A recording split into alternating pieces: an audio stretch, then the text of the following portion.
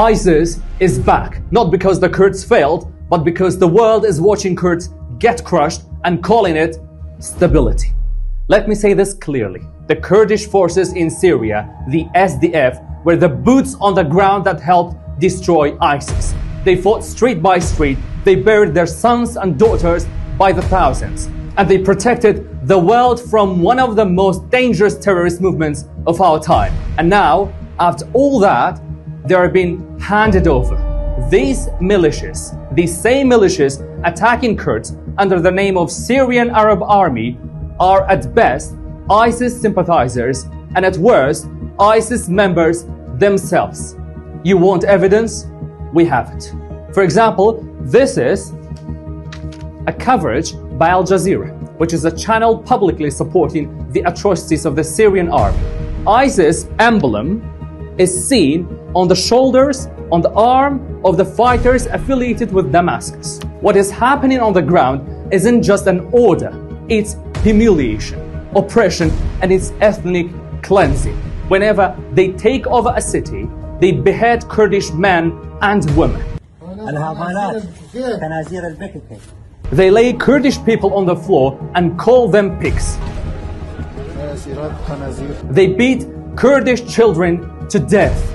These Syrian militias are capturing Kurdish girls and on camera present them as gifts to their sheikhs.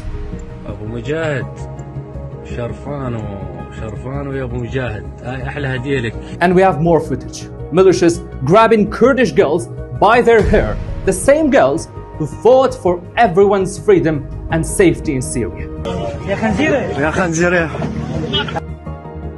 The Kurds made withdrawals in good faith on United States' request to avoid a wider war, but the push didn't stop. They attacked all the other north and eastern cities occupied by Kurds. And while Kurds are under fire, the most dangerous thing imaginable is happening. ISIS detainees are getting freed. Fox News says here, roughly 200 ISIS detainees were broken out from Shaddadi prison during this chaos. Reuters also reported the SDF said it pleaded for help and the US-led coalition did not intervene. So understand what this means. When you weaken the people guarding ISIS, you don't get peace, you get ISIS again.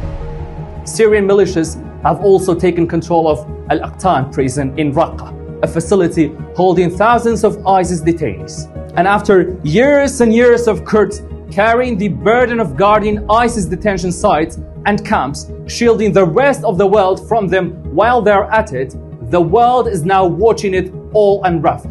Look at Al-Hol camp, which holds around 40,000 people, mostly women and children, linked to ISIS. The SDF has carried this burden since ISIS territorial defeat in 2019. But today, SDF had to leave it due to the continuous attacks by Syrian army militias and the US's deafening silence to their call for help. Let me show you the footage of ISIS women detainees being released by the Syrian militias.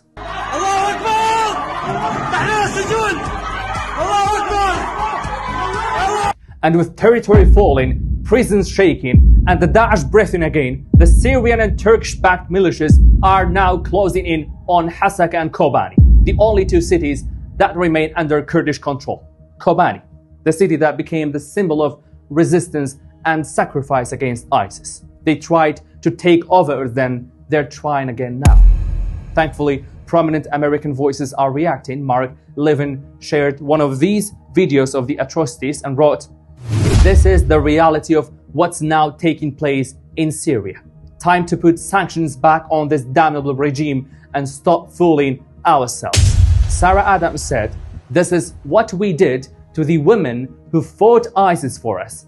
We let them to be slaughtered. No one is coming to save you either." And Farhad Shami, head of the SDF Media Center, called out to the world and said, "Today, the SDF and the Kurdish people face acts of genocide. Stand up, speak out, and do not forget our sacrifices." Even in Washington, where silence is deadly, Senator Lindsey Graham with this post, warned loudly.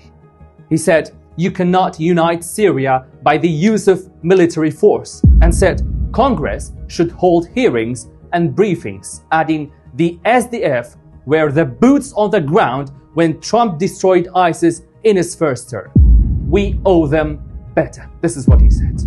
This new so-called Syrian army has not come into existence with a clean slate. We should all know this. The man now being treated like a statesman, Ahmad al-Shara, had a past so extreme that this is a social media post by the US Embassy in Syria putting a multi-million-dollar bounty on his head.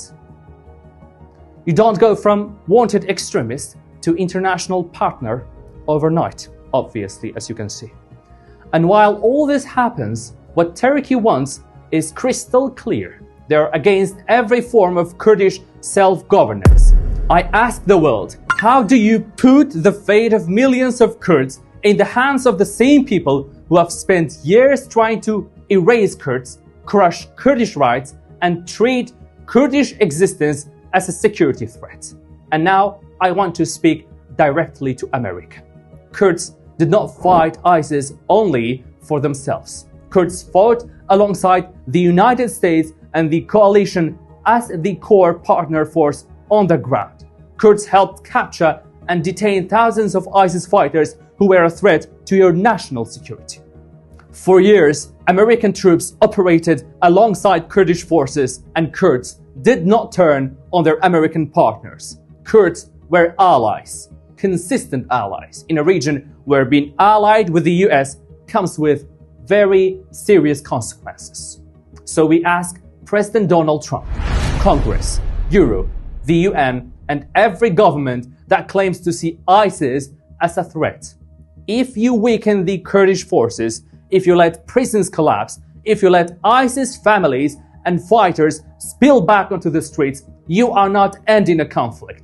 You are opening a new global chapter of terror. This is what Kurds demand from you. 1. Immediate international protection for Kurdish civilians in northeast Syria. 2. A protected, monitored international system for ISIS prisons and camps. 3. A real political solution. Decentralization with guarantees, because centralized Syria has only ever meant one thing for Kurds: denial, oppression, and death. Arabs have 22 countries, states, armies, and big media empires. Yet they mobilize all of it, militias and channels like Al Jazeera, Al Hadaf, and Al Arabiya, to deny Kurds living peacefully in just 2 cities. That's why we have always said this with pain. Kurds have no friends but the mountains. But mountains, as you know, can't stop drones. Mountains can't secure prisons. Mountains can't protect children, and mountains can't protect our captive girls. The world must act now.